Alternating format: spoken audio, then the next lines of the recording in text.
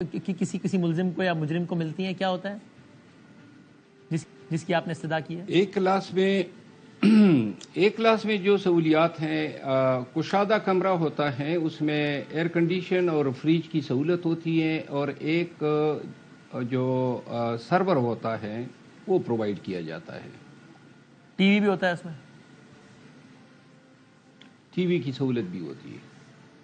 اچھا، تو سر as a lawyer آپ سمجھتے ہیں، ظاہر آپ کی پولیٹیکل ایفیلیشن ہو یا نہ ہو، ظاہر آپ تو ایک لیگل ڈندا سے پوچھ رہا ہوں کہ یہ جس کا رائٹ ہے اس کو ملنا چاہیے، یعنی کہ اگر کل کو کوئی اور فارمر پرائم منسٹر بھی تھا کسی جیل میں اور اس کو بھی اگر اے سی اور ٹی وی ملا ہوا تھا تو وہ اس کا رائٹ تھا، یہ ٹھیک تھا؟ بالکل نواز شریف صاحب کی بات کر رہا ہوں میں۔ بالکل ٹھیک تھا، اور اگر یہ اس کو ڈینائی ہوتا، اس سے لیا جاتا، تو میرا خیال ہے کہ یہ بالکل مناسب نہ تھا، کیونکہ قانون جو ہے وہ تمام کو ایکول ٹریٹمنٹ دیتا ہے۔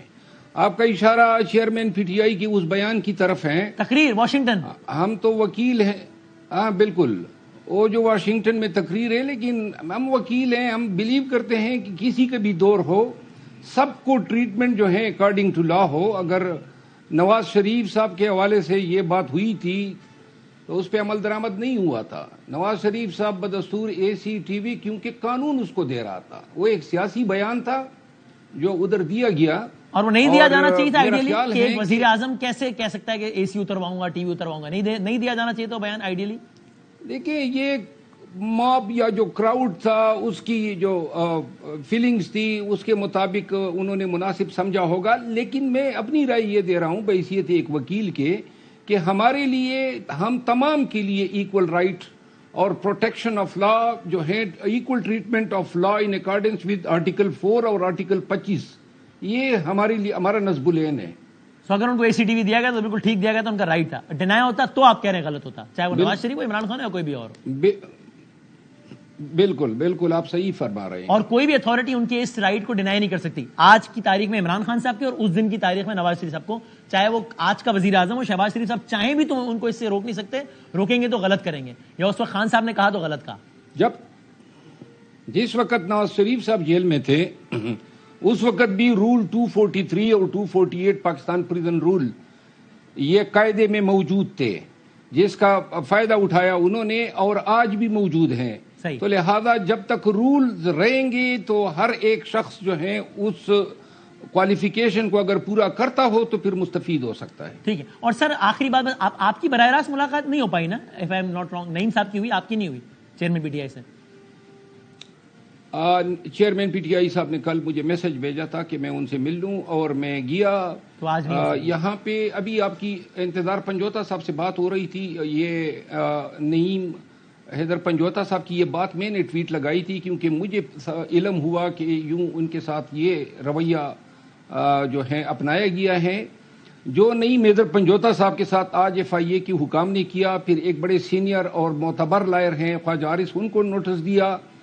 مختصر سی بات میں یہ کہنا چاہتا ہوں کہ یہ جو پوسٹ یا ٹائم لائن سے جو میٹیریل پی ٹی آئی کے لوگوں نے ڈاؤن لوڈ کیا، بعد میں نیٹ پہ شیئر کیا، اس میٹیریل کی تصدیق نہ ایف آئی اے نے کی ہے۔